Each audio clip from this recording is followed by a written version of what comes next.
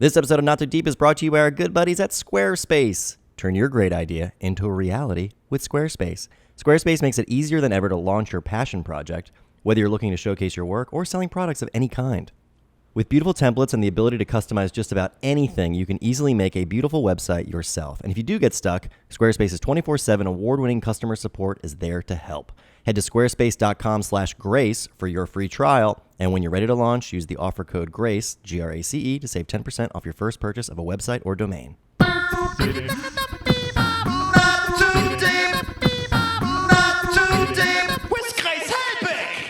Yeah, now that you've already told me about how Pug's eyes fall out, the last thing I want to do is be blindfolded in a room with you guys. Eating. While I was eating salad with a lot of salad dressing on it. I'm sorry. I just thought it was a crazy story. I was literally eating a plate of eyes, and he ruined them. He really ruined it. I know. Hi, welcome to this episode of Not Too Deep. Hello. Here. Jack Ferry's here, as always. Hi. And we have Mitchell, it's been so long. Hello. He came out of the floor just for us. Thank you. You really, really avoided this heat. Yeah. God bless. Staying down there, heat rises, so I don't. I've been staying in the floor for months. Seriously, my skin hurts. The sun is burning it as we speak. Keeping cool.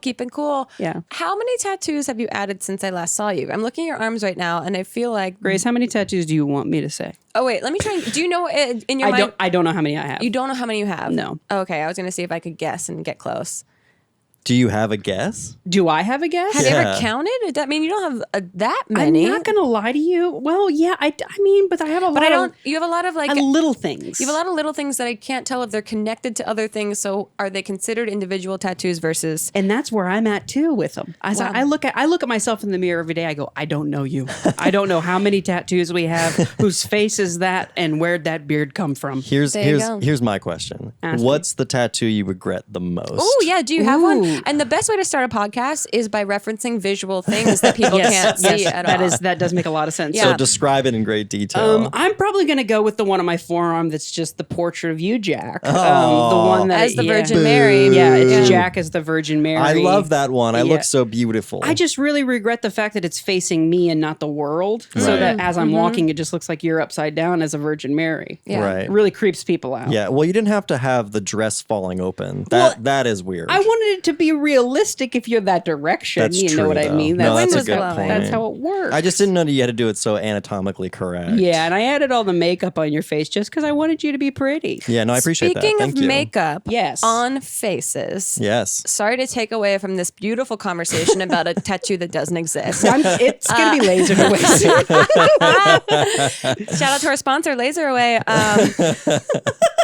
Mitchell, okay, one, we're going to say up front, we are taking a quick hiatus. We always bring Mitchell in to kind of close out our, quote, season of Not Too Deep. Yeah. We don't let him know that he's our closer. I had no idea that I'm You're your closer. You're our secret closer. Yeah, so just know anytime you get invited to be on an episode, it's usually because we have to break the news that we're taking a quick hiatus to our audience. Oh, I'm streaming tears. But we do have a live episode of Not Too Deep that will be going up with Zane and Heath that is very exciting and come back with a brand new, elevated, exciting show. So just putting that out there now so no one is surprised.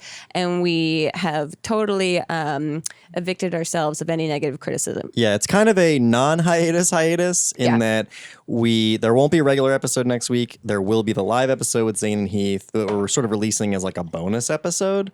It's a little chaotic, but I think it's enjoyable. Yeah, it's a little chaotic, but I think it's still a fun listen. And then the following week, we'll be back with the brand new season of Not Too Deep. What season is it? Or what season are we on? We're on season 16. 16. 16. Yeah. That's almost as old as me. Yeah. I don't know. Our podcast is having its quinceañera. It's going to be really great. But speaking of makeup, so Mitchell, you are going through... What am I going through? Tell me all the things I'm going through. A new podcast that Mitchell and I are starting called What You Going Through? What you going through? You okay? You okay? I'm feeling so good these days, actually. Okay, yeah, you posted a photo and you posted a new video. By the time this comes out, people will have seen it and supported it. I love... You did a full, rainbow eye makeup scenario happening. It felt very David Bowie in a way. That's what It I looked wanted to do. very I David wanted to Bowie. have a David Bowie photo shoot.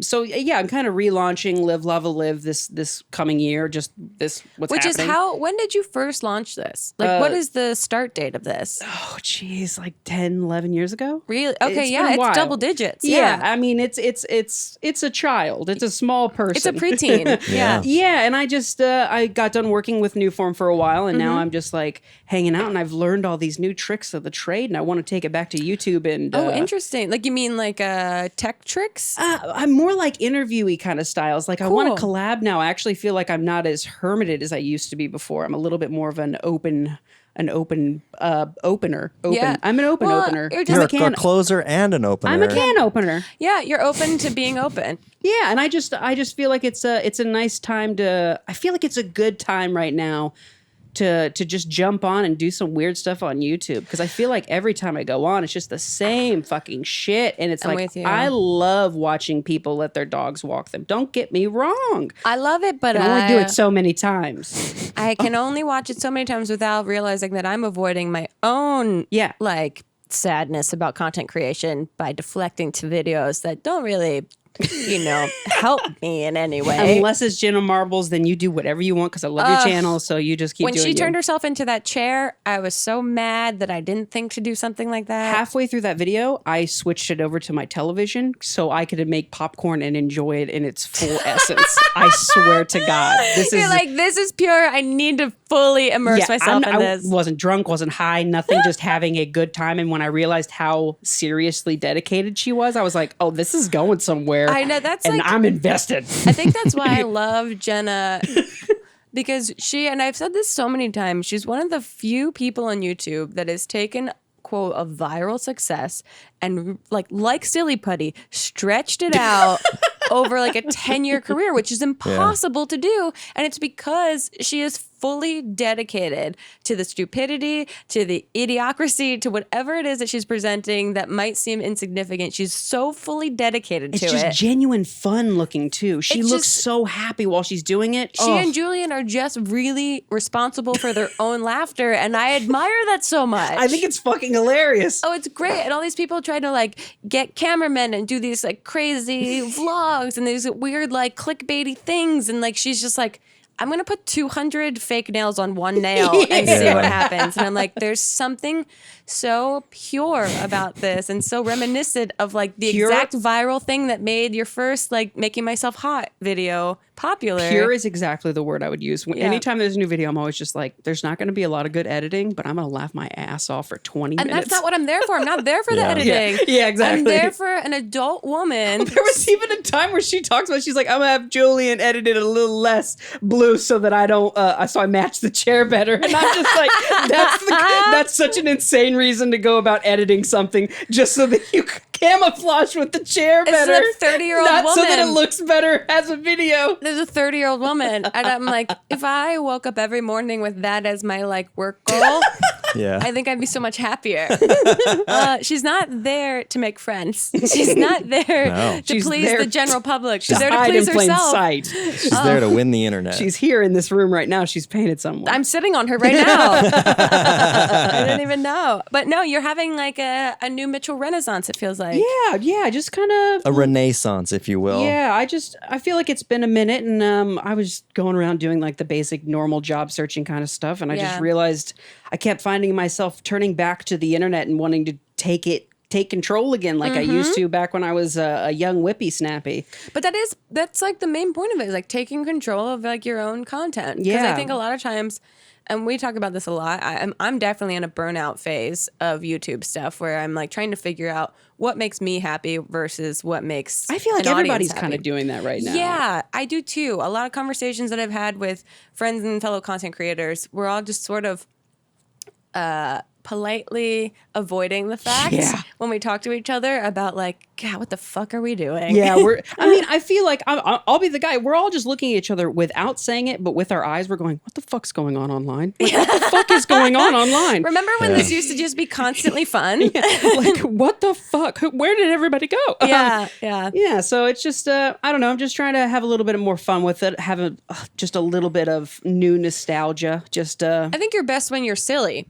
I mean, and I'm silly almost all the time. Yeah, so I think it's worth giving yourself permission in your videos to be silly. Yeah, and I feel like also I never got to be an adult in my videos. I was always kind of characterized as a 16-year-old kind of thing. I'm ready to be an adult person and have like fun story times and tell you about like the first time that I ever did like, you know, weed or something, or the first time I ever smoked pot, the first time you ever like did the weeds. Yeah, did the weeds. Well, that's I think fun more stuff. Well, that's also more relatable because if you try to keep putting yourself in the mindset of a 16-year-old, it's going to feel so false. Yeah, no, I can't at all. Yeah, I mean, the idea of like moving to a new place, having your cat Megabite, which a lot of people are asking how Megabite is doing. She's doing great. She's actually... How old is she now? She's almost 6. She's going to be 6 She's soon. a grown woman. I know. She is a grown woman. Yeah.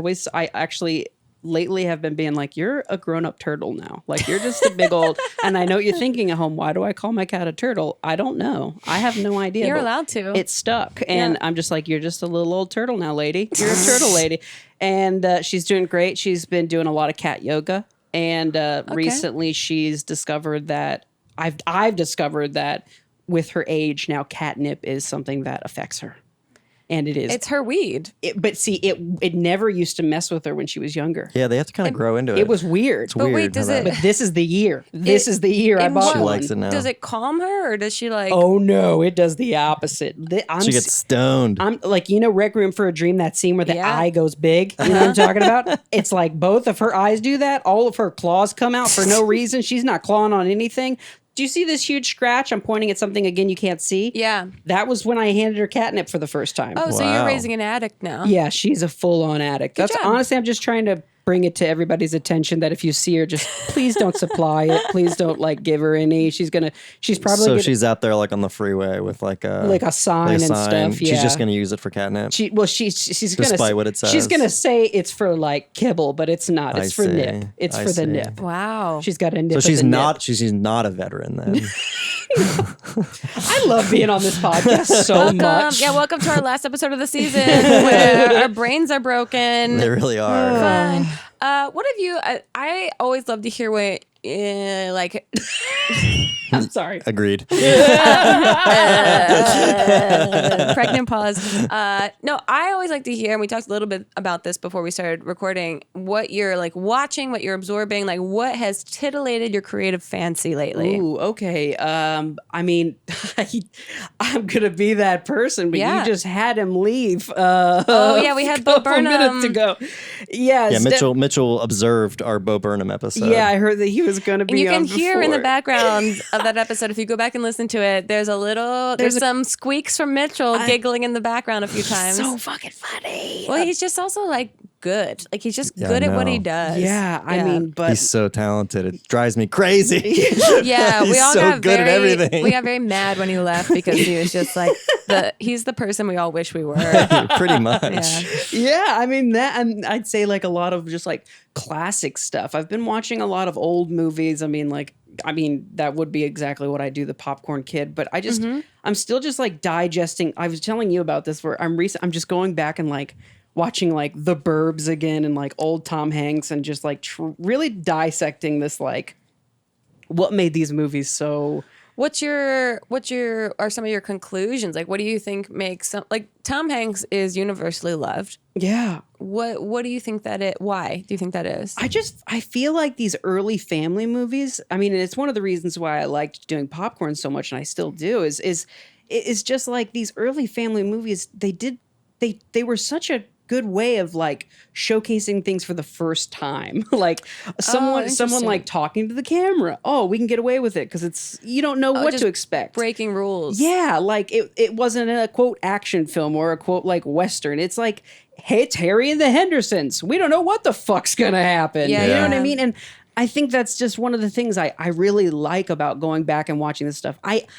I hate to say it, but I watch things now and I'm like, I call it before it happens on screen. You know what I mean? You like being surprised by something that you couldn't possibly predict was going to happen. And it's just like I keep finding myself where it's like the older it is, the more surprising. I'm like, wait, what? They did that? That's fucking crazy. Yeah. Yeah. And so, yeah, it's like, but that's why I'm also coming back to like 8th grade, or like I just recently saw Sorry to Bother You. Yeah. Like a lot of these movies that have like alternate kind of, they're like a little slice of life that you would never normally see. But it also feels like you're attracted to a much more artistic representation of like seemingly like the, I don't know what the word is, like the human condition represented in like a very artistic way. Yeah, I really like seeing just someone like kind of living their life a little bit. I like seeing that moment of like Atlanta's a great show like that I love watching, and for that example is just like this tiny little slice of life that you know I would never get to see or experience, but it's just done so well. Yeah. And also, you know, Childish Gambino, my boy. Oh, yeah. You love him. Yeah. Have you ever? So you meant Donald Glover. Childish Gambino. Yes. I love how you won't say his name. Why won't you? I will. Oh, okay. Yeah. It's a superhero. You won't say Clark Kent. No, but you'll I'll say it. Childish Gambino. Have you ever met him? No, but I would love to. And I wouldn't. What would you do? I think He'd you would explode. literally see, implode. I think. And I think a lot of people think I would freak out, but realistically, I would really just love to pick his brain.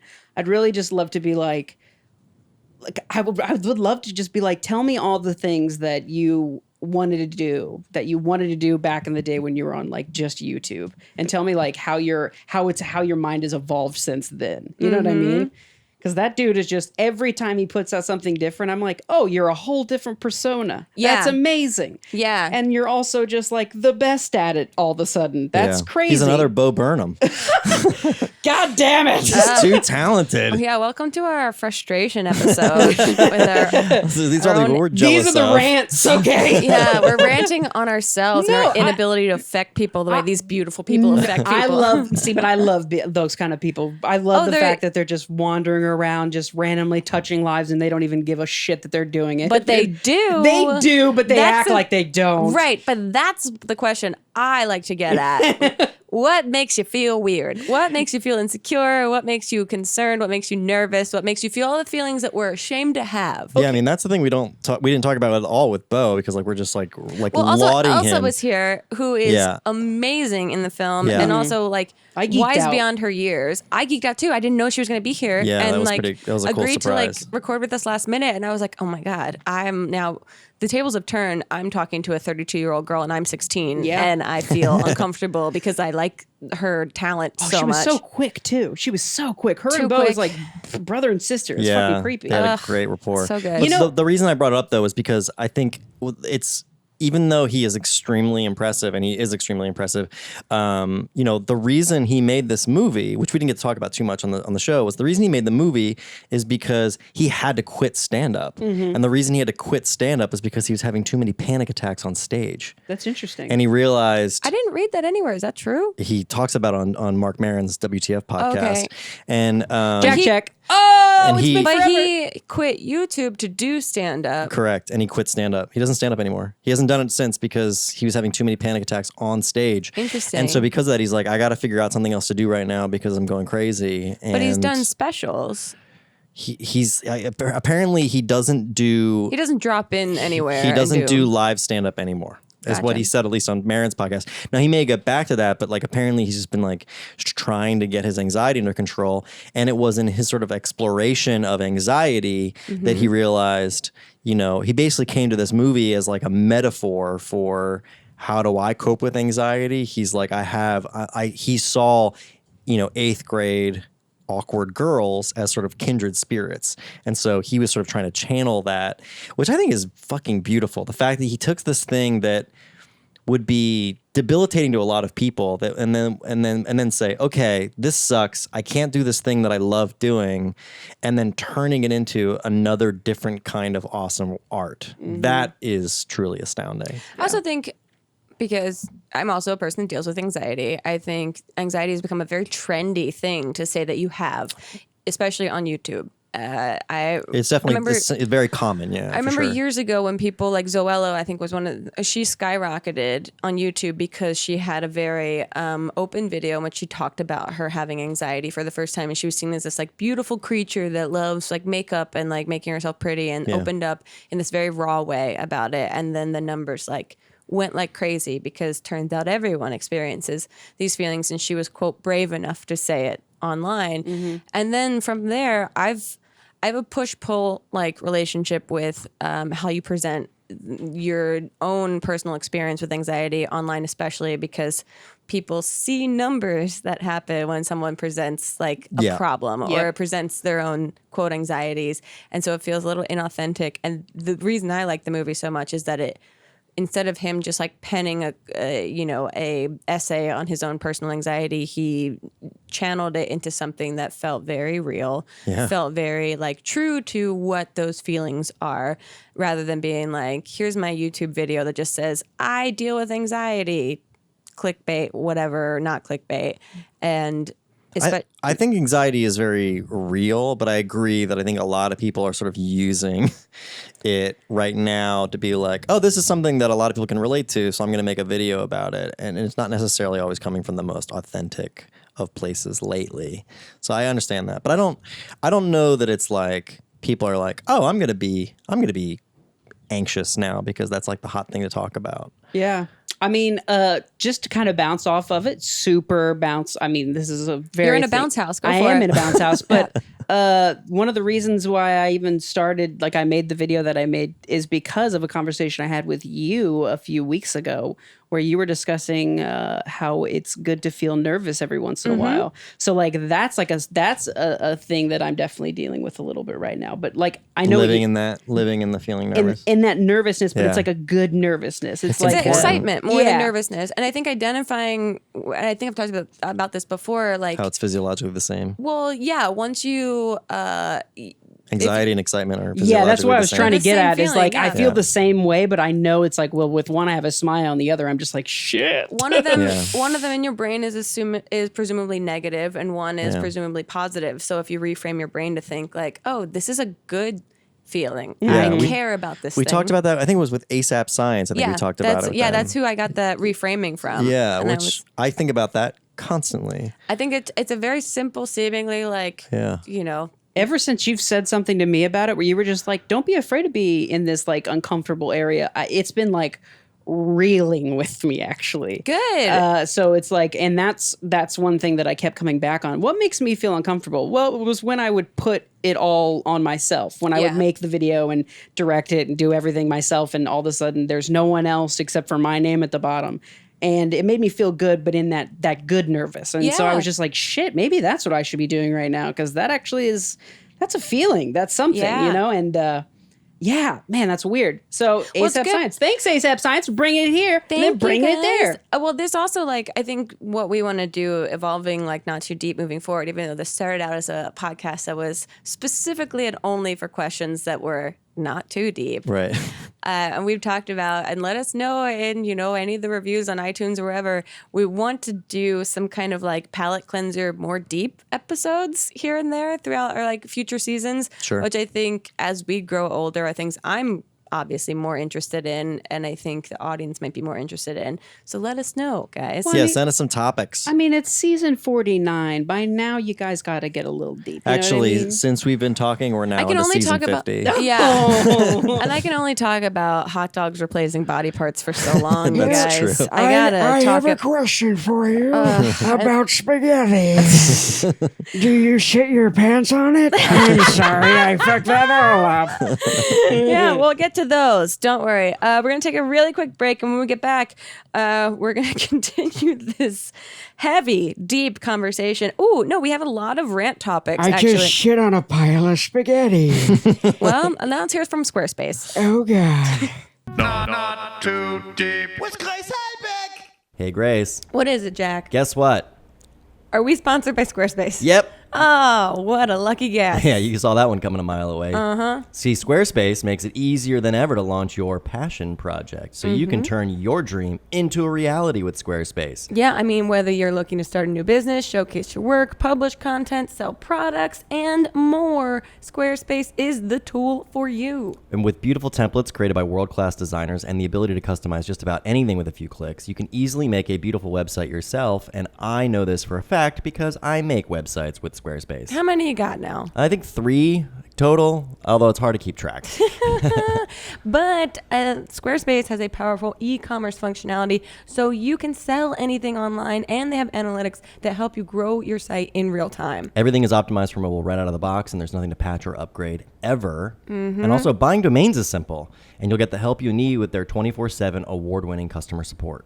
And Squarespace empowers millions of people, one of them being Jack Ferry. Yep. From designers to lawyers, artists to gamers, even restaurants and gyms, turn great ideas into something real. So head on over to squarespace.com/grace for your free trial, and when you're ready to launch, use the offer code GRACE, GRACE, to save 10% off your first purchase of a website or domain. That's squarespace.com/grace, offer code GRACE. Not too deep. For many of us, the day does not start until we get that morning energy boost. I'm talking about coffee. Oh, that's what you're talking about. I need coffee to wake up in the morning. Same. And there's a new way to enjoy your daily cup of joe, thanks to Cafe Monster. Oh, available in vanilla, mocha, and salted caramel, Cafe Monster is shaking up the ready-to-drink coffee category with indulgent gourmet coffee that's only 190 calories. Yeah, and not to mention that, but it comes with 150 milligrams of caffeine from coffee beans, B vitamins, coffee fruit extract. Cafe Monster offers a simplified energy blend that contains a third less sugar than the leading national brand. And it's 100 fewer calories per bottle than the competition,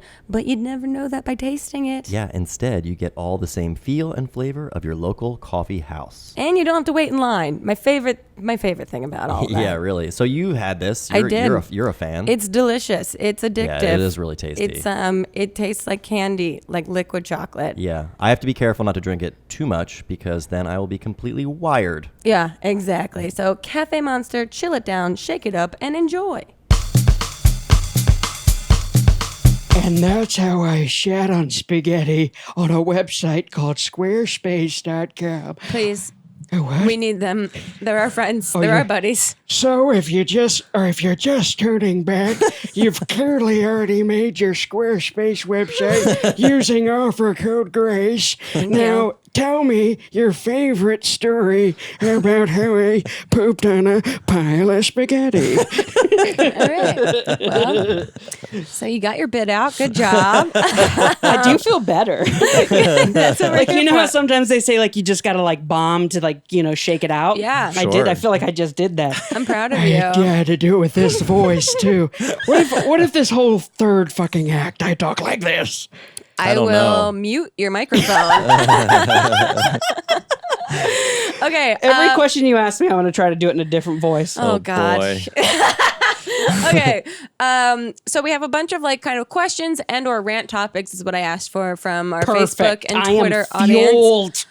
Oh boy. Okay. Someone wants to know upsides to being an introvert. Do you both consider yourselves introverts? Yes. More so than What the fuck extroverts? did you call me? No, an introvert. Upsides to being an introvert. You're definitely an introvert. Yeah, I get a lot of stuff done. Sleeping can happen whenever you want. True. I don't live by the sun or your man-made time. Or woman-made time. Who knows? True. I wasn't around Yeah, when it was time made. is female. I don't know if you know that. I think the upsides to being an introvert, there's just, I don't know what it's like to be an extrovert. So I cannot compare the two, but I would say my upside is that I do feel more of a sense of balance. Yeah, I was going to say it makes it so that when I am like performing, I feel so in control Yeah. because I am like, I'm zenning out. Also, I get to use my own bathroom in my own house like much more than public spaces. Oh my God, better question.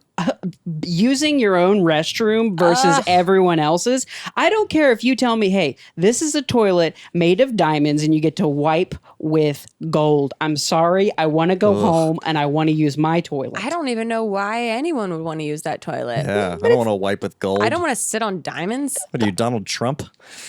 Okay, I was just trying to talk about like okay. He Well, was what's your ideal toilet, Grace? I just meant like My own, like at my house. like a Mine, really fancy. squatty potty, all the drapes drawn. Okay, so just squatty potties. I keep. Add-on bidet. Do we? Oh, see, I've never bideted up. I think I'm gonna get one. I've bideted and I've never felt cleaner. They're great. It was right. weird. I want to get one, but I want to answer the question.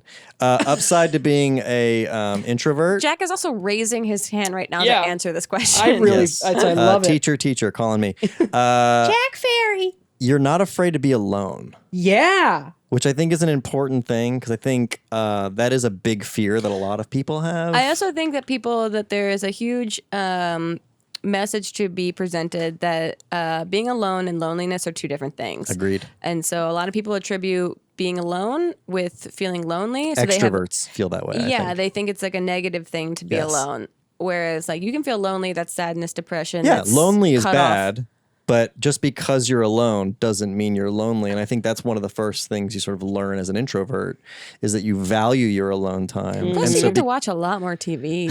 and just do things you want to do. Yeah. Yeah. I mean, you don't wear pants. Yeah, you're not beholden to these societal rules. Yeah. Shirt, shoes, no entry. Not here, bud. Yeah. I'm cooking wear- bacon naked. My house is no shirts, no shoes, all service. Okay, someone wants to know, can you rant about passive aggressive emails? Can we just just dial it back to just emails in general? I've gotten so bad. Emails have become phone calls to me now. And it's so bad that Yeah. I don't respond in real time because I look at my inbox and I just go, overwhelmed, shut down laptop. Right. And I'll get back to them at some point in the future. When emails don't exist, right? That's When what I'm they've- waiting when for. they've all answered themselves and I don't have to be I'm part waiting of it. for the time where my computer talks to me like Mm-hmm. her and she's like, do you want me to go through all these emails? And I'm like, yes, please, God. Please. They've been haunting me for fucking years. Assume my answers and respond on my behalf. Just sit, like that Bruce Almighty where he's like, yes to all. I'm like, fuck me, please. Okay, but do you find yourself being passive aggressive when you want a response from someone and they don't respond in the time frame that your brain has said is okay? No, I'm that person. I am always that person. But is there any flip side? Do you have any flip side to when you've wanted someone to respond about something and you feel vulnerable and so you get upset at them? No. Okay. I'm not gonna lie to you. Anytime I don't get an email, I'm like, fucking good day. That's so cool that I didn't get an email today. That You wasn't should just something have lame. a permanent like out of office response. I don't know why. I'm not gonna lie to you. For a little bit, I did, and a couple people got really angry with me. Yeah, Okay. because there are times when we can't reach you. Yeah, where it was like, where it was You're Jack's getting your like, fucking I don't auto know if reply back. It was Mitchell like- is okay right now. But Yeah. Just let me know you're all I right, just buddy. really, oh my gosh, I hate them so much. It's just so weird. Well, you know about Email Debt Forgiveness Day. Yeah, I do, and I love What? that. What is this? So it's like- this was a fake holiday invented by the guys who do the Reply All podcast. Yeah. Okay. It's called Email Debt Forgiveness Day. So one day every year, I think it's like I can't remember the day. April 30th or something, or March 31st, something like that. So like right before April Fools. Yes, Yeah. actually. And it's basically on that day you put like in the footer of the email what Email Debt Forgiveness Day is, and then you can basically respond to that email that like you never responded to like 6 years ago and it not be weird. Oh, so it's like a weird purge in a way. Yeah. And it's like this is the day that you're allowed to go back. I'm sitting and on- then- This is and- you're and you- doing like Catholic confession. and you don't have to apologize for it. It's just like this sitting is on a 12 day of that's those. set aside. We all have them. Yeah, I mean, I've got two. I've got literally an inbox of like 500 emails that I'm like, one day I'll respond feel to this. so confident that I'll set my email inbox to unanswered instead of default, and I'll be forced to go through all the top emails. Oh boy. How many unread emails do you have right now on your phone? But actually, I'm gonna look that up too. Oh God. Well, mine's kind of fucked because 1, 2, 3. Wow, mine's 5,039. I have 240. I have 123. But mine is a lot. Mine's like muddled with like YouTube, Porn. like lots of Porn. Pornhub emails. They want responses. Turns out they are unwieldy. Like, oh, okay. This is an interesting question. What are some things that sound like compliments but are actually insults? which kind of goes along with the passive aggressive Yeah. line of thought. I know. Like backhanded Yeah, compliment. like, I really, what's a pet peeve I that really someone might like say? when someone goes, "Oh, you smell nice today." I'll be like, "Oh, so I didn't smell nice the last time you saw me, you stinky little shit." Or when someone goes, "Oh, you're looking thin," I'll be like, "Well, fuck you." Yeah. Okay, Or someone well, says here's- something like, that makes you look younger. Are you saying I look old? Yeah. Or like when someone looks at me and they go, "Hey, old, you old shit." I have a push-pull response with when I know that I present myself very introverted and very much like uncomfortable with human touch and whatever. But when someone's like, "Oh yeah, Grace is actually coming out tonight," like actually hanging out, and whenever it says "actually," for some reason that's a weird trigger word for me. Like she's Yeah. actually doing this, and I'm like, I'm not. What? I'm trying my best. You know what? I know what mine is now too. It's when What? somebody runs into me and they're like, "I used to watch your channel," and I'm like, Oh, I hate "Damn that. it!" Yeah. I'm like, "But I'm not used to be a person. I still am that person." I didn't die. Yeah, no, they make it sound like they witnessed someone's passing and they're telling their grandson Right. about it. Or that like you I used to remember be watching your interesting. grandfather. He was Yeah. a good guy. He's a baseball player. No, yeah, Baseball used players to. are not good guys. Used to, yeah, but used to. I do want to say something though, because you were talking about earlier when we were talking about like burnout, because like I don't really know what to do. We've been doing this for 11 years. I think let's not like fly over that fact real quick, because when you think about all that the Beatles did, every single Beatles album came out over a span of 7 years. Okay, I gotta stop you there because there's no way I can relate what I fuck around with on the internet to what the Beatles have produced. I'm just saying that's the point though, is that like You're saying that- I'm as good as the Beatles? all of the stuff that they put out was over a 7 year span. You guys have been doing what you've been doing for like 11, 12 years. Like it's, of course you're going to have like moments of like creative burnout, because like when the Beatles went through creative burnout, they just broke up. That's true. I You think know? right now I'm in my White Album, number 9, right. number 9, number 9, number 9. I think I'm there right now. I would say you're definitely in your white album. number 9, number 9. No, if you don't get this, what the fuck? Number 9. I'm gonna allow you to do this, but I'm not gonna invite you back. Oh no! I'm kidding. There goes our Beatles sponsor. No, yeah, it's. I mean, it's every art creation is different. Those are like collaborative creations, right? It's a group of people that Yeah, all have to get for along with sure. each other. YouTube is a very independent study in a lot of ways. So you are your own biggest critic. You live up.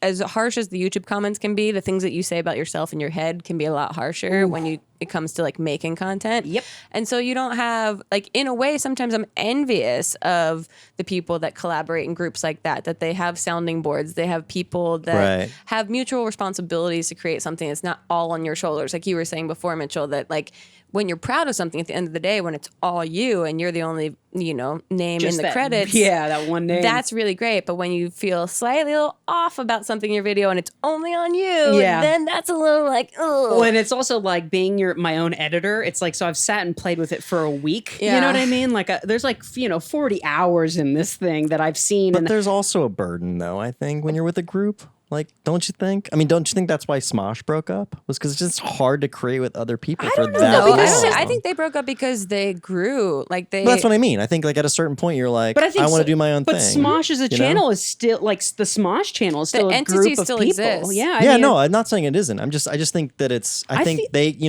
starting to inevitable remember that here, Ian and Anthony hate each other, and they broke Obviously- up because of creative obviously differences. that's not true. Completely, like they can never be in the Stop. same room with This each actually other. is factual. Stop. He DM'd me yesterday. Miel was the Yoko Ono of their group. Oh, and- man. No, I think it's a situation where it was like Smosh, where it's like you're saying after so many years you just need fresh eyes. It's not necessarily like It's also like people have. it's bad to sorry. It's bad to it's not. You shouldn't keep the same group all the time. You should shake it up every once in a while. But like that's what I'm saying though. Like there feels like there's a pressure there though. Like I think like when I look at like the content like Rhett and Link put out, like See, that's every the time clips in my head. every time I see one of their videos, I'm always like, man, these two guys just really enjoy each other's company. What happens though on the day when that isn't the case anymore? If it ever happens, I'm just saying. Like, there's a lot of pressure to be like, well, I think I gotta because- I gotta get along with this guy because he's my other guy. I think you know what I they've mean? been through. So I mean, Yeah, they have been through a lot. Obviously, they've been they're friends obviously for a like little 30 bit older. years. They have children. They have families. So they Yeah. have things that they independently operate. They operate their YouTube channel together. They operate their families individually. So I feel like they get enough separation, and I'm sure they have had those moments where they're like, what if one of them wishes that they were a solo act? Like that is part of like the communication that has to happen with respect, which I think is what happened with Smosh, is that, Anthony wanted to do solo stuff and they put that out there. And I think they both respectfully like understood that Ian didn't, and they both have their own relationships. They both are growing their own enterprises. Yeah. And there's no hard feelings there. It's not like one's trying to destroy the other. Oh Can you yeah, and I imagine? wasn't implying that. I just think though that that must have been scary for Oh, yeah. for Plus, they're so them young. to But they say also, like we've only been doing things together. But also the this whole scariest part time. is that they got such success, like you, Mitchell, So quickly at a so teenage young. age. Yeah, it's true. See, and that's okay. And Yeah, they were superstars. if we want to So play they have on, no like your I was just trying. experiential like situation. Yeah, like the mentality of like where my brain is at. I was just talking about this live a few days ago where I was going like, yeah, I'm as old as all these other YouTubers, but the thing is like my channel's as old as them, but like me as a person, I'm just now there. I'm not even 30 yet. You know what I mean? Right. Like Yeah. I haven't even kind of hit that age yet. I'm still pretty young and still kind of Yeah, because you got like famous at like age 17. yeah, I was a baby. You know what I Yeah. mean? And so you had like cops called you on you in a park at the first YouTube meetup. Yes. Yeah, talk about that because that's a good story. the- So this is pre-VidCon. Yeah, so this is before VidCon.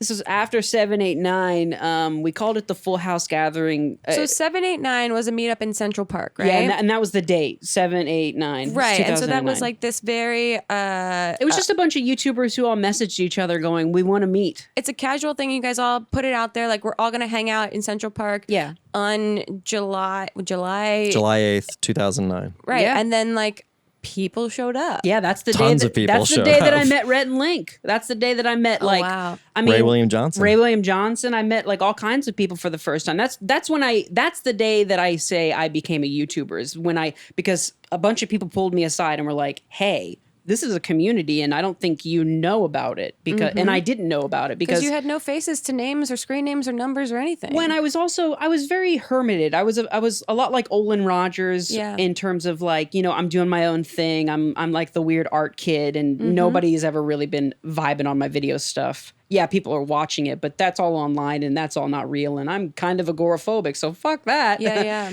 So it was just this kind of, I don't want to say it was like an inside joke, but I was just kind of just being like, whatever, this is just for me. And then I did that and it was so real. Was that you had no surprising when you saw Yes. all of the people Because you like had no waiting in line for expectations, you? right? Yeah, well, I remember at 789 just like a crowd of people like chasing me, and my manager at the time, Kevin, being like, "You need to move," and I was like, "Why?" And I turned around and there was just this group of like this horde of people, and I was just like, "Whoa, that's the people that are watching my stuff. That's the real people." And it you was, have no frame of reference for this happening to anyone else before. and they all knew me. Yeah. So it's just like Yeah, that sure. was so weird, is just being like, "You're Mitchell Davis. I know everything about you." And I'm like, "Fuck, who are you?" It feels Right. invasive in a way almost. Like I said, there was no VidCon, there was no regulation, there was no rule. Right. I always say it's the Wild West. Like there was no book. There's no guidelines. No of- blueprint. of like what we're supposed to be doing. Like me and Yeah. you right now, we're just like every day. It's like, cool, we're doing a podcast. Cool, I'm doing this. Yeah, every day you Yeah. wake Cool, up I'm and doing go, that. Yeah. I'm still hustling, Yeah, I guess. always a hustle. Yeah, I mean, just like Jay-Z's, I'm a businessman. It's not like, but that's the Yeah. truth, and there's like a weird. I've been wired that way now. Yeah. I've been in it for so many Yeah. years that it's like there's like I was saying like I don't think I'm built anymore to not entertain online. Because you were how old at 789? 16, 17? 17. Right. So your life experience up until then was the more like conventional, like high school, middle school experience. Yeah. And all of a sudden thrust into this spotlight that no one has any comparison to. Yeah, There's it was the first, right? Like there are child actors that get, recognition. There are, musicians that, become popular at a young age. There was, like you said, no formula for this, no blueprint, no one to relate to other than Rhett and Link were probably in their late 20s when that was happening. I mean, They they waited waited in my line to meet meet Mitchell. me. oh my God. And then when I met them, I freaked out and I was like, I love Supernote. And he was like, you should be a captain of the next one. And I was like, you got to Wow. do another one. And then I got to be. But so then what was the next meetup after 789? VidCon. Oh, it was the first. well, no. What was it the one in San Francisco? Then we did. So that's when I met up with all these people, and we did one in San Francisco. Was this like Phil DeFranco there too? No, Like, it was me, Tessa Violet, Yeah. Dan Brown. It was just like it was an old group Pogo channel. Bat. Yeah, it was an old group channel that I used to had called Vlogvetica, and we just said we were going to meet at this pier. We were going to have some fun. I always said that I wanted to go to San Francisco, so we just thought it'd be fun. Yeah. And so we just kind of tweeted out a few times and said we were going to be there, and we got there, and it was just like, Pandemonium. I mean, there were police there, and it was just like, the video footage still lives online, right? They were like, you got to go. yeah. And it's funny because I see things like Titananakon, and I'm just like, yo, I've been there. It ain't gonna work. Yeah. But I just like, it's an endeavor putting Yeah. together a conference. well, and also I just see it where it's like they're doing it out of spite, and I was just trying to do it out of fun, and Out of it's- joy. and it's still just kind of the same chaos. And I'm like, oh, this is so weird, but. Yeah. Yeah, it was a weird, different time, you know. And I mean, So what happened with that? Did you not end up meeting anybody? Did you move to another site? Like, what did the police do? they asked us. They just kept asking, like, who's Mitchell Davis? Who is Mitchell Davis? Oh gosh, that's terrifying. Yeah, so like kids are just like that guy, and it's just like me with a camera, like holding a flip and cam. your gauges and just- your yeah. infinity tattoos. Feeling Yeah. full Logan Paul, you know what I mean? Just Yeah. like just the whole damn dance. Yeah. And I'm just like, that's me. And my manager's there, and Kevin, and he's just like, everybody's got to let Mitchell go through, or he's going to go to jail. And I'm Very casual sentence. yeah, and of course, me being even more casual, I'm saying it's cool. It's for street cred, and I'm just like, why? In the video, I'm still like, why did I say that? But then the cop comes in my face, and he's just like, hey, man, I don't know like what you were trying to do, but there are like businesses running here and people can't leave or get out. So we ended up just walking it down to like right off the edge of this like pier thing, and then just kind of made a queue up into the road, and it was really, really weird. I had a lot of fun with that meetup because I played with the queue quite a bit. Like, even though people were waiting, I kept insisting that I knew someone at the end of the line, so I kept cutting through the whole line, being like, sorry, excuse me, and. So, because there were some people, I was just having a lot of fun. Like one time I left for a little bit and then came back and was waiting in line and then tried to act like I was someone cutting to meet me. And yeah, we were just having a lot of fun. And then like random weird stuff started showing up. Like somebody came and started doing balloon animals and shit. And Wow. like it was just like a weird thing. And That's then crazy. no, it gets crazier. And then randomly I got a DM from Alex Pardee saying, I live in San Francisco. Who is that? That's the artist of artists for me. And he was just like, do you want to meet up? And I was like, I as soon as I'm done with what I'm doing, sure. And I was so exhausted. I did a 6-hour meetup. Yeah. And then I tried to go hang out with like the guy who influenced all of my art, and I fell asleep in his car. I was just like, I was just so fucking tired. I was just like, God, I just want to be your best friend. I've underestimated how much energy I have to expand on today. Man, that was a day where I remember at the end of it, I got into the hotel lobby and my manager was sitting there and he was like, how you feel? And I genuinely was like, melancholy. Black and white, my man. Yeah, It I'm is- sure that you it just has felt been- drained. Yeah, I was like, it is gone from me. Like, I can't believe everything that has just happened today. You Wow. can't process that in the moment And- at all. Yeah, no, and especially when it was like I remember to the group of kids that were standing in front of me, they were like, "Were you just on the phone with Alex Pardee?" And I was like, "Yeah, he wants to hang out." And they were like, are you gonna go? And I was like, I got to. And I comedically I pretended to pass out and fell in a bush behind me. But I just remember just so committed, man, it was crazy. That was such an insane time. What a pure moment in time. It was. So weird. Well, on this melancholy note, we're going to take another quick break. And when we get back, we have more inspirational questions, Here we rant go. subjects. Would you like to go ahead? Who's the sponsor? Just pick one. Okay, here you go. And now we're at the middle part where you're gonna go to the next. Okay, I'm vetoing ad. this. We'll be right back with more Mitchell Davis on Not Too Deep. Don't poop on spaghetti.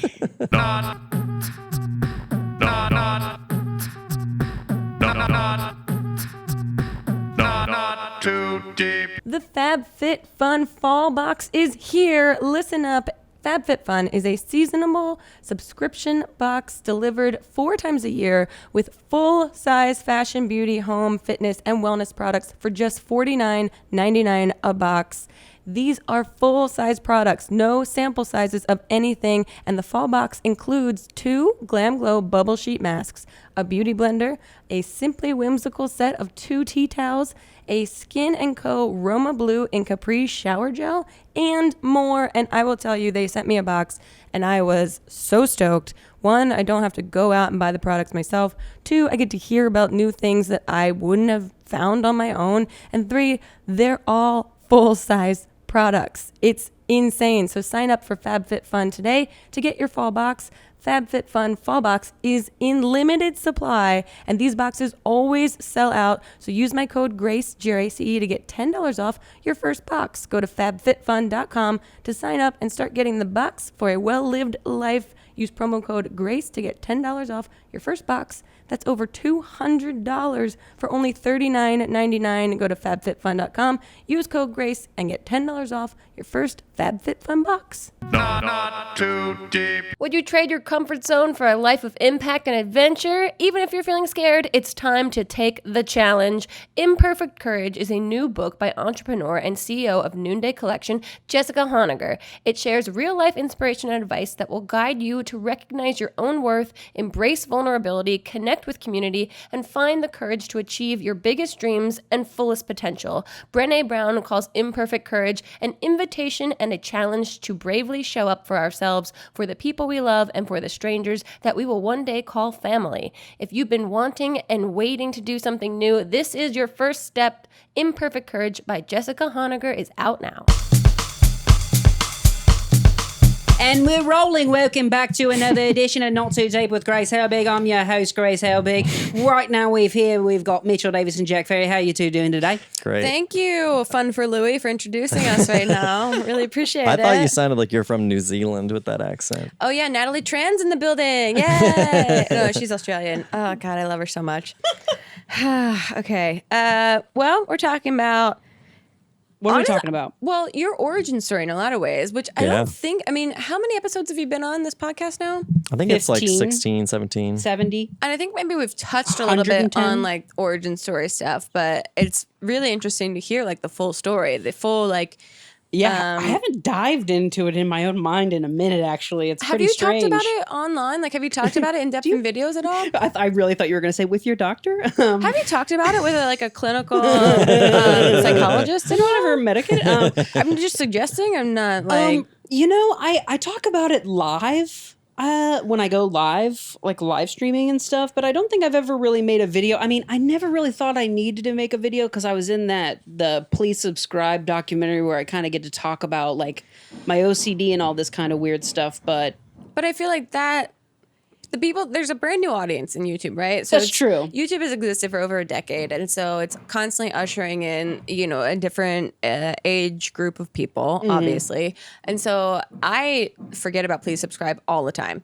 Me too, actually. And I don't know how many eyes have actually seen it. So I do feel like it's a valid story to like let people know that you're not just a brand new person coming to YouTube being like, hey, I have this aesthetic. Look at me. You're like, yeah. I kind of started this aesthetic. See, and I know that probably feels weird to be take validation from that. Weird saying that. Yeah. I feel so weird when sometimes people, I mean, like, I know I didn't create this whole like jump cut thing, or like tinting things blue. I would be fascinated to find, well, to me, you are the one that tinted it blue that I was like, how do I tint blue? How? And you're still the person I text every like once a year going, what camera and lens do I need now, Mitchell? What's so funny is that when people ask me what camera and lens I use, I say, why don't you just ask Grace Helbig? She's always got my new kit. I need a new one now because all of mine are fucked. It's so funny though, because I feel like we should just start going camera shopping together and just be like, we'll take 2. And I just want you to come set up my camera, and then I'm going to super glue all the settings Yeah, exactly. so that I don't touch it and it doesn't move at all whatsoever. Because constantly I'm like, I cannot figure this out. I mean, even I remember when we were shooting our first like couple Rants videos Yeah. at your old apartment in New York, you were like, yeah, set it all up. And I'm sitting there and I remember being so nervous because I was like, so the first video's out of focus. I did not take it out of manual focus. It was my bad. I fucked it all up. But also, at that point, I was so not precious about YouTube videos. I was like, I don't care. I know. And I remember freaking out at the fact that you didn't freak out. I was like, something's wrong with this person. And that's where I wish I could get back to that, Grace. So I'm not joking, man. I remember being like, I just rewatched this footage and it is bad. And I was like, I don't give a fuck. And you were just like, let's shoot 2 more. And I was like, okay. I was like, I don't own any of this content. This is money going into my damn channel's pocket. So who cares? Literally, I remember you saying, you were like, we can use whatever sound effects you like. And I was like, what? And you're like, yeah, I don't think it matters because I'm different on my damn channel. And I was like, okay. Yeah, I was just like, I don't own any. God, I was so pure. So pure. I owned a futon. That's why I knew I was so pure. You know what? That is such a pure, like your first, like kind of like big purchase. It's such a trash human that like I clearly care more about making people laugh than my own domestic aesthetic. This is how I know that I have such a bad relationship with YouTube is that I keep painting walls in my house. Like I care about my interior decor, and so that's why I know that I don't care about. I should care more about comedy, but Oh fun. my gosh! Wow. I know, so long ago. So long ago. Okay, Back when it was all black and white. yeah. we you had had to cut tape together. Yeah, to crank YouTube up. Is there anyone, Mitchell, that you're watching? Do you watch a lot of YouTube still? Recently, it's just Gus Johnson videos and like really weird. Who's Gus Johnson? He's the Olympian? What? No, that's Sorry, Mel just loved. no, that's the gay Olympian that. What I don't know what Who is that? We're talking about 2 different things. I don't know. Mel's enjoying it. No, it's Gus Wentworthy. Okay, well, I'm talking about Gus Johnson. He's just making some. I gotta Grace check this for myself because I mean, you just the only other thing I've known that's named Gus is the mouse from Cinderella. I'm pretty sure Gus Wentworthy. Kenworthy. Yeah, no, not Okay. Gus Kenworthy. Gus Who Johnson. is equally a beautiful artist to watch. So Okay. who's Gus Johnson? But Gus Johnson, he's really good. He's really good at making like intelligent shit posts. That's the best way I can put it. Intelligent shit posts. Yeah, like I Posts or recently videos. Posts just like in videos. Okay. But like Jack's films? yes, a lot like Jack's films, but almost to another level where it's like you think it's going to be a shit post and then it actually turns into like a moving thing and you're like, whoa, this is really good. Oh, Wow, cool. that's cool. He's really good at that, but he's also really good at making like micro videos, like 12 seconds. Like there was one where someone You mean like double vines? kind of, but it's just like a person Like being Vine like, too. it's just like a person in a room being like, Gus, I need a little bit of hot, and it's just like him breaking down a door with like a little hot sauce in his hand, and he's like this little, and then it's See, over. I admire the complete like disconnect. I wish that I was so much more confident in my content that way. But there's some stuff that he does that I'm like, there's so much work involved into this stupidity. Like, okay, have you guys seen that like the Bad Animations channel where it's like a channel where they just everything looks like it's Toy Story 1 and it's just kind of scary and awkward? No, They I made haven't. a This Is America video where it's just like I haven't very seen it. scary slow and it's like, this is America. Oh no, I Okay. haven't seen it. Well, they recreated one of Gus Johnson's videos that went viral called Every Cat at 3 a.m. Okay. where he just goes, Oh where yes. I've he goes, seen yeah, he goes, Oh. honey, it's that time again. She goes, God, do you have to? And then it's just him going chaos throughout the Yeah. house. They recreated it all scary, like kind of weird in this 3D I saw rendering. this, yes. And then he recreated Yes. their 3D rendering. I did see that. And I mean, I'm just like, okay, round of applause. Gus Johnson, you got my subskibbies. You win. I I mean, Nice it's just, skivvies. it's just like I mean, that's a great underline, sub-skivvies. it's just weird stuff like that though that just wins me. Jack's Films is another thing that I just keep watching, yeah, and his every stuff has time. gotten really funny. And Jack's Films has been there since day one. And Yeah. but the evolution of it is yeah. just beautiful, and also this like. I love that Jack's Films, I feel like, started out where it was like, yesterday I asked you, and now it's like, yesterday I asked you all about something that you're dumb, and now it's this. And I just like, He's become from Staten the Island. cadence, just everything about it, it's so good, and it's evolved into something he's- so beautiful. It's really nice. I mean, he's one of those people that I really respect because he has been there since day one, so he can commentate on like the evolution of YouTube from a perspective that's like, I've watched this. Yes. Yeah. I mean, like, he has, oh my gosh, he has one where he's eating dinner with his family and it's like all about continuity. Mm-hmm. And it was a video like before continuity was even a thing YouTubers thought of. Yeah. And it's magic. It's just fucking pure magic. He is, he created a I format. fucking hate him. I hate him. I know. That's how I know something's good when I'm so pissed when I hear the person's name. Ooh, I will like to say, I'd like to start a little beef right now with Jack's Films. Yeah, He we're not thi- vegetarians on this he podcast. thinks that he has a big forehead. He does not have a big forehead. I have a big forehead. Uh-oh. I'm just letting you know, Jack. Uh-oh. You want to go on a forehead off? I'm just saying, scale it, measure to measure. This thing is much bigger. I've got at least 6. I am for this beef. I want him to come and defend himself on a non-visual platform. Please. All you do is go, ooh, ah. We'll never tell who won. Wow, someone get a tape measure. What's going on here? Yeah, no, he's also, I just love that Jack's Films in real life sincerely likes Dave Matthews and wears Birkenstocks Yeah. unapologetically. Yeah, it's strange when you see He's him. embracing that. He's every guy I went to high school He's with. normcore. He's normcore. Yeah. I think he may have. Probably, he's I not- think he owns a hacky sack. I think he unironically. invented it. He invented normcore. Yeah, he is everything he makes fun of in so many ways, which feels like, the call is coming from inside the house. Like, this is why he can do this. And I respect it a lot. You're so right, though. That is exactly what's going on. Well, that's it. Jarrett and Jack has been on this podcast, and I think he's fantastic. And again, like a Jenna Marbles, fully admire the longevity of his career, which is impossible to do on YouTube. And I mean, Jarrett and I did my music. You were on it too. That was when I met him, and I was Yeah. like, "Oh, real life view's weird too, my man." Oh, that's why it's the best that he would talk. He would come in and be like, "I'm going to Dave Matthews next week," and Jarrett and I would just be like, "Oh my god, this is perfect. This is so pure." But he's also like, he is self-aware enough to understand Yeah. that this is ridiculous. So I don't think we've ever had him on. Not I too think deep. we did when we were at Full Screen.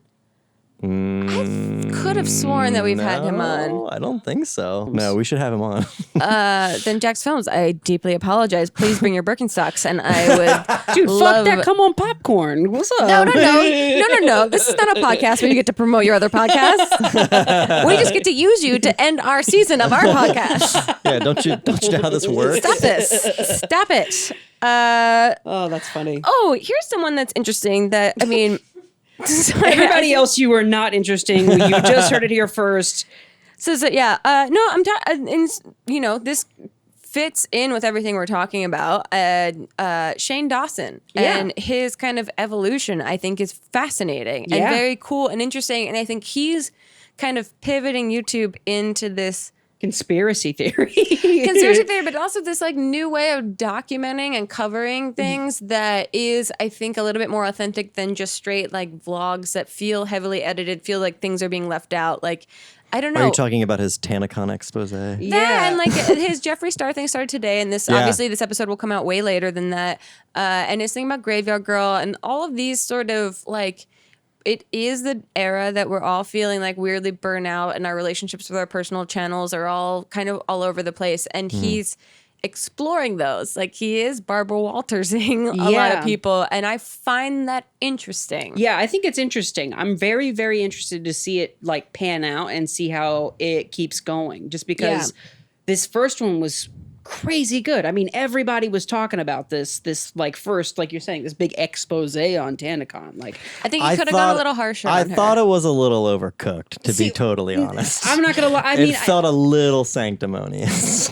Well, he had to. His name was part of the convention. I get that. I understand having to, but I don't know that it needed. I don't know that we needed 3 20-minute videos. It felt like it could have been condensed. And that's something where that's why I'm interested in seeing how it evolves and seeing how honestly how it was digested by the audiences and how it's I mean, recepted. the feedback was really well Oh, yeah. received, People- especially from people in the space, which I think is the most profound Yes. feedback, or people that are like, I'm glad you did this, because as a blanketed statement of being a content creator, when someone fucks up in the community, essentially, we all look like we fuck Yeah. up. I- So being able to showcase, like, it wasn't a blanketed statement on all of us. It was someone that created something out of spite, and that's never the way to create content. Yeah. That it's... I think it started from a pure place where he's like, I need to explain my relationship to this thing and explain like where we came from, so but I people th- know. then they buttered it. But then there was an element of like, but I'm going to release it as a 3-parter, and then part 3 is going to come out like on Dude, a he's smart. Monday, He's so that like smart. He's I just can really smart. tease it over the weekend. He's like HBO. Yeah, They I understand that, but they to don't me- drop to every me- episode of Game of Thrones in one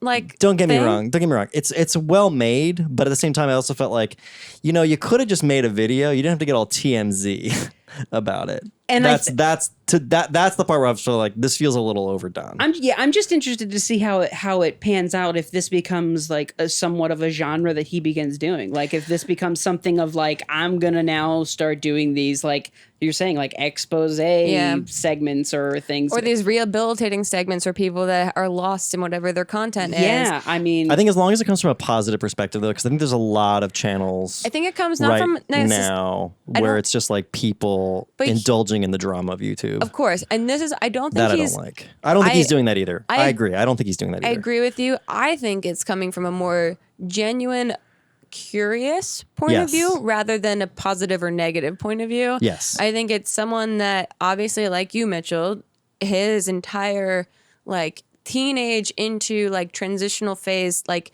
the most formative years of his life, becoming an adult, figuring out his sexuality, etc., were documented and presented online for better or for worse, whatever criticism that he's endured over so many years, that I think he is fascinated by the world that everyone else lives in, this like ecosystem that is YouTube, and him trying to figure out like what we're finally out of phase now. Like you can watch, child actors and actresses lash out, Britney Spears shave her head, and you can be like, I've seen this before in other child actors. We're at the first phase of YouTube where we're watching people burn out, we're watching people break down, we're watching couples break up, we're watching all these new things that I feel like now there's the same way it's mapped over traditional Hollywood, this new like fascination with the psychological like damage or whatever's happening for people that he's exploring. I think it's commendable. I think it's exhausting. If I were him, I would not want to be doing this myself. It seems so tiring. yeah, and You're kind of like wallowing in the dark parts of the mind. and that's something that like I hope that like he's set up for if he realizes like that if everybody starts reaching out saying I want to make one. That's it's what like I mean, you're gonna have to be that person that takes it. And he's not a professional psychologist, so he's talking to people about like dark times that he's not clinically like Trained to licensed process. to like. Yeah. See, and that's why I'm saying I'm really interested to see it just play out because same. I think I could see this turning into like a whole genre. That's You what know I mean. It feels Like, like the freshest genre of taking something that's pre-existing, vlogging, documentation, etc., and merging it with a more like traditional documentary it sort of makes thing. so much sense. I mean, look at the most popular shit on Netflix. Every week, it's just like Wild Wild something or The Staircase or some bullshit like and that took years to produce versus this takes 2 weeks. But it's because these cases last 15 years where TanaCon lasted was like hours or something. Are So we it's- going to remember it even in a year? Yeah, you know what Yeah. I mean? So it's got like it's interesting. It's interesting because it has its place and I'm really fascinated to see how it evolves into what it will be because you're right. Like what if like 5 years from now like that channel's just like the TMZ of YouTube? We don't know. right, exactly. Yeesh, I hope but see, not. I don't see it as TMZ as much as I see it as more of I doubt TMZ saw themselves as TMZ when they started either. But TMZ we're gonna be feels- bullshit. Like, Yeah, but TMZ feels a little exploitative. This feels more like a general curiosity, like a Barbara Walters, like a. I'm just saying, like, what was the first TMZ article though? But that feels like TMZ feels like all those gossip channels that are on YouTube that pre-exist with that guy that goes like, "Bah, bah," and he's got like shit on his desk and looks like an idiot the whole time. Yeah, I get. Yeah, no, you're right. Like, That's TMZ. I don't That's think. like, I don't think it'll ever turn into just like a full blown real life comment section of people just Yeah. spewing shit back at each other. But like, Or spilling tea. but the thing is, God, I though, hate that expression. But there is like this vibe though, where like Jack, you were talking about. There is this. We do love sitting in this drama a little bit. yeah, and I think that there's a little too much emphasis on it right now, frankly, And- especially because like a lot of people no one are, else is doing it. Yeah, I think a lot of people are going through a hard time.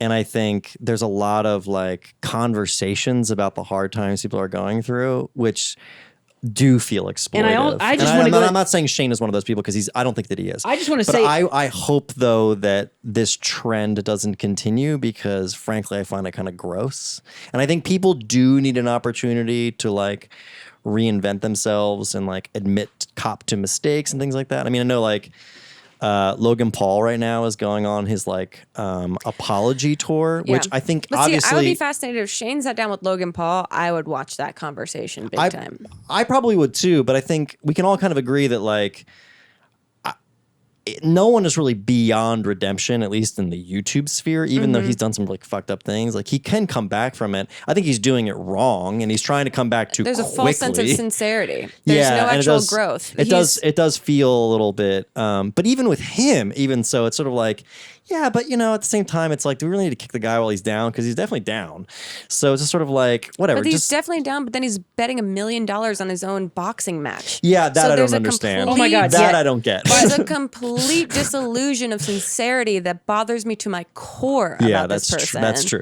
That's That true. you can say he's got PR training and he's saying all the things that he's been told to say, and then his actions speak louder than words. Yeah, that's true. No, that's a very good point. But I would say, and he's obviously an outlier. I think the majority of the people that get talked about on these gossip channels and stuff like that, it's just sort of like, there are people just going through a tough moment right now, and Yeah, we don't but see, that's need why to. I think that Shane is slightly different. Is that he isn't targeting someone like Logan. He's targeting people like Graveyard Girl who have this like core sure.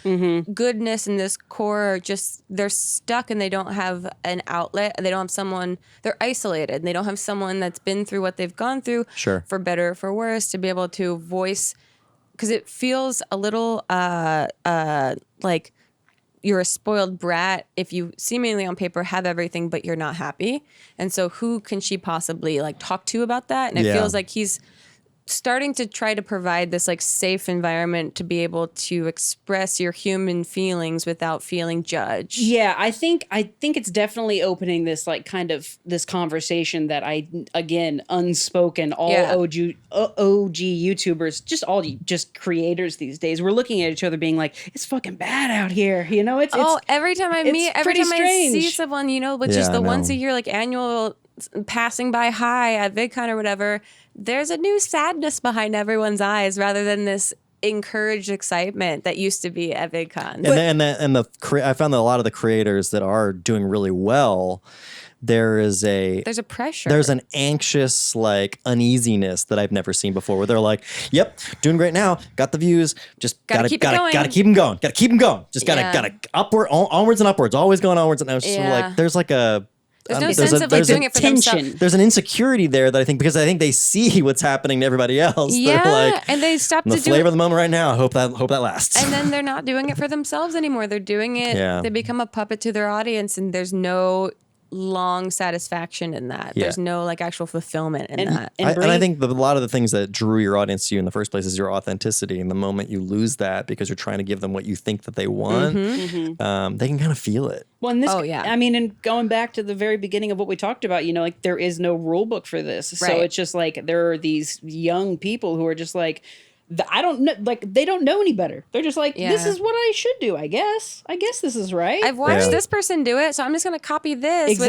without any knowing of consequences at all. And then, you don't know until you get there. Yeah, or until all the comments start coming in and you're like, shit, what did I do? And then you realize, I don't have enough emotional armor for this. Oh my God. But I mean, like that was like a real thing that, like, I mean, that's not something people would think about now. Like But I do think, and that's why, I like this episode that we're talking about right now, even though it's different than what the original blueprint for Not Too Deep was, is because this is talking about something that we're obviously all really going through and have felt from the community that is only just starting to be talked about. yeah, I mean, it's this weird, like, post YouTube partum of just like, Yeah. what am I? Because like, Post YouTube pardon. well, because like, look, is. no, I like it. But see, hear me out. It's just like, I what like I'm Birth it. a channel. But see, here's what I'm saying though, but it's like, but my brain, everything is hardwired and welded for the internet to make you laugh on Conditioned. stage, to make you, even if that stage is digital or real, that's how my brain operates.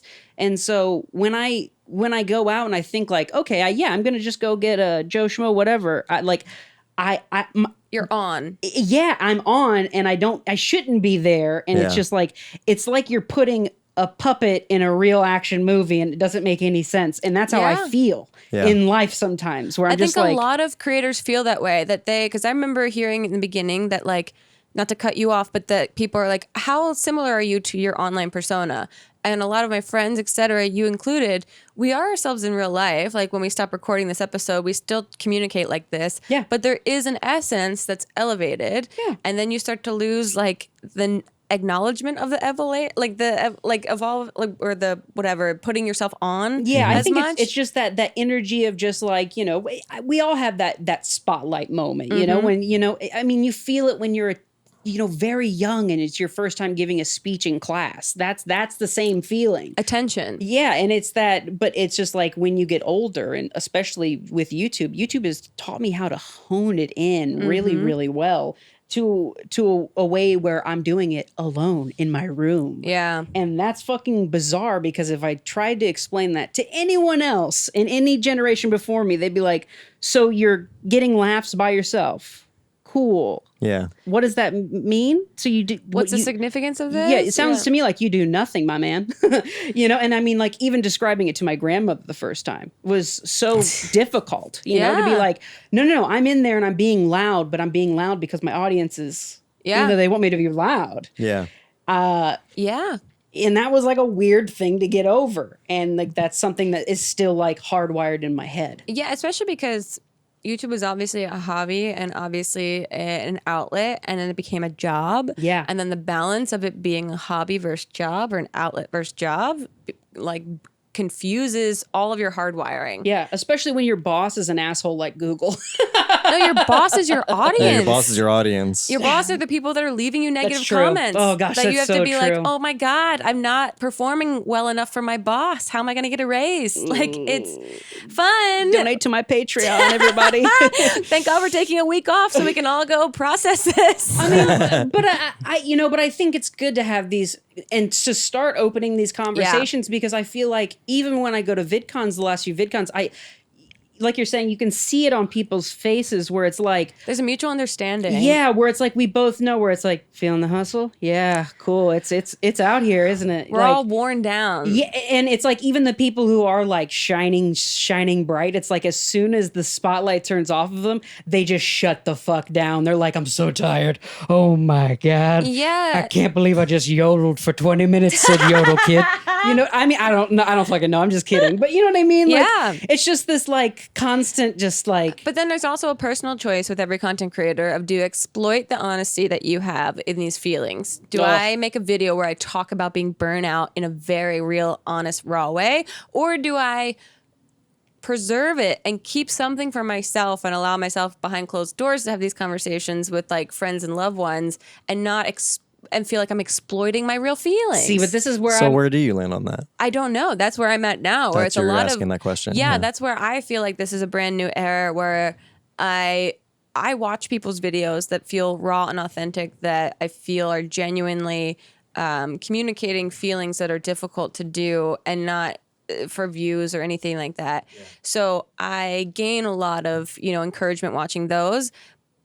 But I don't want to. I've always been very preservationalist about my private life versus my internet life. You've been very good at that. You're better than most. But it also comes to a point where is it more beneficial to be speaking honestly, or is it beneficial to be private? You are talking about what I think about every day right now, which is, and I've been boiling it down to this, which is I've never been very opinionated online. Like I've never. Same. I've been probably pretty even keel, other than Trump, but and gun control. I'll make jokes here and there, but most of the time it's just talking about just pop culture and stuff like that. Safe conversation. Where it's I often wonder all the time and I think about also with the thing Jim Carrey said recently in that his documentary. A lot of people were asking about you and your relationship with Jim Carrey. Yeah. Yeah, my dad's a great guy. But but it was that concept of either you fall into your character and that becomes your grave, or you step up into the person that you're gonna be, and that's the person you present to everyone, and they either like it or they don't, but that's really you. Yeah. And I think that's something that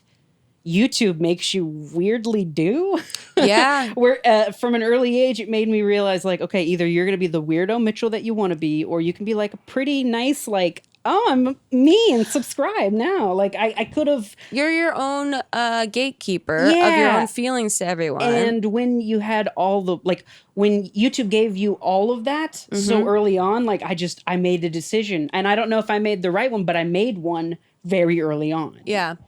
But it doesn't mean you can't change it. No, and that's why I'm saying this resurgence, this feeling, this new conversation of, I feel burnout, I feel a little old, but I still am young and I still feel new. And by my age, it's supposedly I should have had 8 jobs. Well, Sure. it's okay, well, how about 2 of them are just different YouTube channels? Yeah. You know what I'm saying? But that's all fair and valid because that's your experience. And the thing is I'm fucking good at it. I like doing it. So it's just don't deny me this passion that I have, and that's this weird new thing in front of me that I've never had to deal with, where I'm just fuck, you still are something I love, even though you are different. You're the whole place is different. Yeah, I am still the foundation. I know what's underneath here, and I like the what core it gives of it, me. Yeah.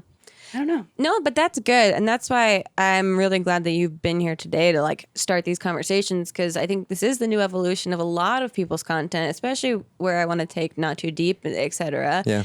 And I think it's also going to be on the forefront with a lot of content creators. I think this conversation, without assuming, speaks to a lot of what content creators feel and don't know how to articulate a lot of the times. Yeah. Because even just having this candid conversation with you makes me feel a little bit lighter in that I'm how do you say this in a YouTube video but still keep it lighthearted and jump cutty and fun? Exactly. Without being let me down everybody and make it so that you never want to watch one of my videos again. But I think it's par for the course. If you've been working any consistent job for 10 years straight, you are going to have a moment where you go, what am I doing? Where is my joy? I am lost in my own sauce at this point, and I got to refigure this out and talk about it with other people that can relate to the feelings that I'm having and figure out oh, okay, cool. I'm not alone. We're all feeling this way. That's very thrilling. Yeah. And a lot less stressful. Especially when it's this a weird uncharted area that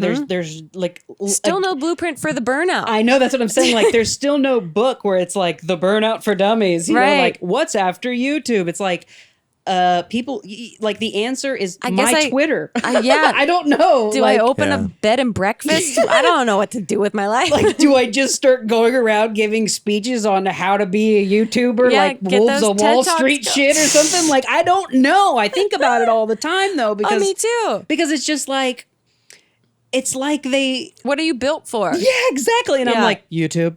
Internet. That's pretty much it. Yeah. Internet. My mom was a Wi-Fi connection and my dad was a modem, I think. And I don't know what the fuck happened. And I still got spotty reception. I don't know. It's all over the place. Well, maybe we'll figure it out. I'm very proud and excited for you on a resurgence of a YouTube channel, because I think it's easy for us to all get stuck in our own, ways of doing things, and a lot harder to just say, fuck it, I'm going to try something a little bit different for me, not necessarily for the audience, and the people that find joy in my joy will be attracted to it. Thank you. Yeah, You're I welcome. hope it all goes smooth. I'm just trying to get you to swimmingly. move out of the fucking floor. I know. Well, look, until this heat wave goes away, it's so cool down there that I can manage the cobwebs. Thank you. Mitchell, where can people find this new resurgence if they have not been already informed of which? You can check out my YouTube channel, livelavalive.tv, or you can go to my Patreon, which is patreon.com/Mitchell Davis, which is 2 M's, 2 L's, 2 S's, MMITCHELLDAVIS. I always laugh Yes. at how easy that is to say. I know, right? I You just know- say M. Mitchell Davis S. Yeah, I know. Oh, yeah, that makes way more sense. I like to complicate. So here's what it is. There's letters in the alphabet. You're going to go to letter number. Oh boy. Go on. Thank you guys for listening. Hope you enjoyed this slightly more serious episode of Not Too Deep. And we, like we said, have a live episode with Zane and Heath, which is It's wild. It's wild. The antithesis of everything you've heard here today. Yes, I'll say. And then we'll take a week off, and we'll be back with No, brand new. that is our week off. Oh, okay. Then we'll be right back Then after we'll that. be back. Then we'll be back. You're gonna have a very chaotic palate cleanser, basically. Yes, exactly. And then we're back with a brand new season. And I'm Yay. very excited for the changes. We're not going to tease them yet because we just want you to experience them. Yeah, And so we we're gotta very figure them out. excited. We're very excited about them. We'll see you guys next time on another episode of Not Too Deep. Thank you again, Mitchell. Thank you so much for having me, Grace Helbig. So when do we talk about spaghetti? I took a shit on spaghetti once. I'm like, oh my god. Too deep, too deep, too deep. Not too deep with Grace Helbig. Not Too Deep is a production of Grace Helbig Incorporated. Produced and directed by Jack Ferry. Producer Melissa D. Mons. With writing by Diane Kang. Audio support by Chris Henry. Editing by Melissa D. Mons. And an extra special thank you to Flula for the theme music.